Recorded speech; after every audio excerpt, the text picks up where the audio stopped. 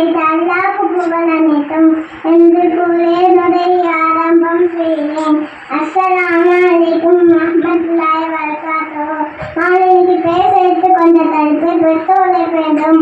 அல்லாஹ் அடுத்தபடியாக நம் பெற்றோர் கடமை பற்றி இருக்கிறோம். ஏன்னா அவங்க தான் நமக்கு பேர் வச்சு நமக்கு முகாதி தந்து நம்மளை ஆளாக்கிட்டாங்க.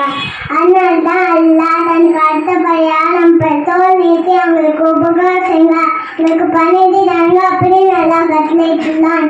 இந்து மல்லா 17 அத்தியாயம் 24 வசனத்தில் அல்லாஹ் கூறுகிறார், வகலா ரப்புக அல்லா தஅபுது இல்லா இய்யாஹு வபில் வாலிதைனி இஹ்சானா இம்மா யபலுகன்ன இந்தகல் கிபர அவ் கிலாஹுமா ஃபலா தகுல் லஹுமா உஃப் வலா தன்ஹர்ஹுமா வகுல் லஹுமா கௌலன் கரீமா.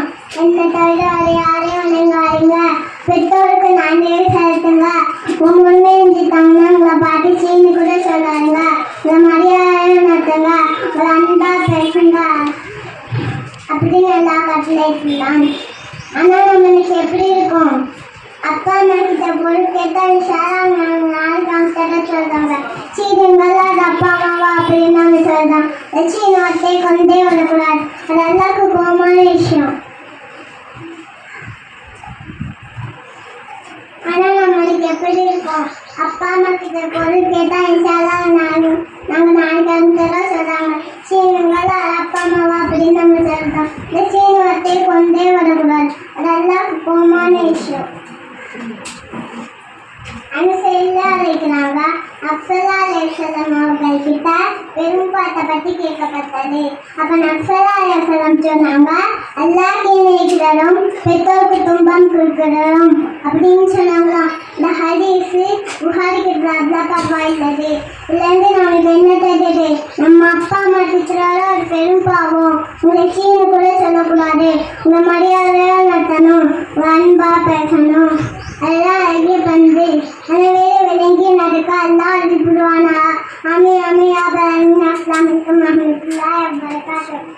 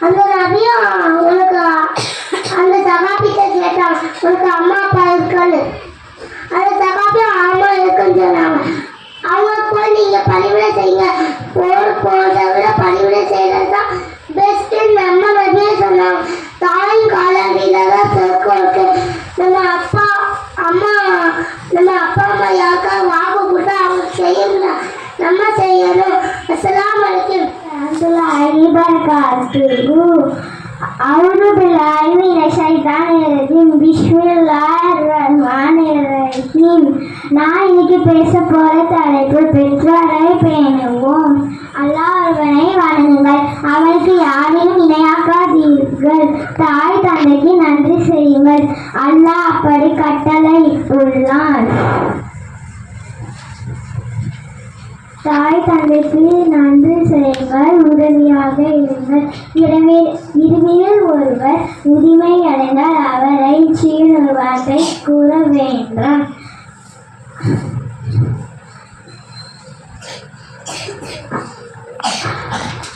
அத்தாமாட்ட ஒரு பொருள் வாங்கி கேட்குறோம்னா நீச்சாலா 500 நாள் தரேன், இது கூட எங்களால் வாங்கி தர முடியலையா?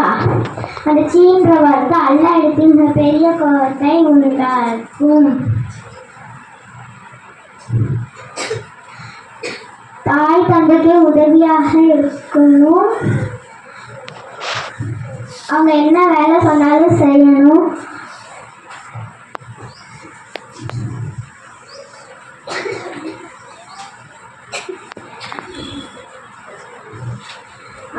அல்லாஹ் சொல்லியிருக்காங்க, தாய் தந்தையிட்ட அன்பாகவும் பணிவாகவும் மரியாதையும் பேசணும். ஒருவர் ரசகுல்லாட்ட போய் கேட்டிருக்காங்க, என் கூட அழகிய முறையில் அன்பாகவும் பேசுறது யார்? உன் தாய். 2வது முறையும் கேட்டிருக்காங்க, உன் தாய். 3வது முறையும் கேட்டிருக்காங்க, உன் தாய். 4வது முறை கேட்டிருக்காங்க, உன் தந்தை.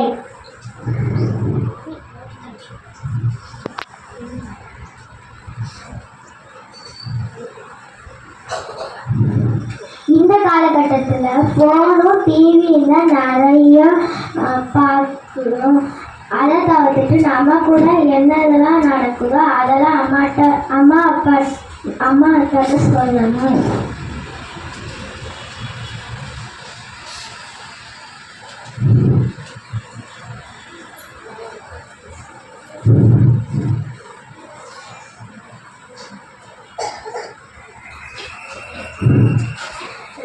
இனிமேல் உங்க அம்மா அத்தை முதுமை அடைஞ்சிட்டாங்கன்னா அவங்கள வீட்டை விட்டு துரத்தாம உங்க கூட வச்சு பார்த்துக்கோங்க. அஸ்ஸலாமு அலைக்கும் வரஹ்மத்துல்லாஹி வபரகாத்துஹு. நான் உங்கள் முன் பேச எடுத்துக்கொண்ட தலைப்பு பெற்றோர் பேணுதல். நம்மத்துக்கு சல்லியல்லா ரசூல் கரீம் அம்மாவர் காலல்லாஹு தஆலா வல் குர்ஆனில் அலீம் அல் ஃபுர்கானில் வலீம்.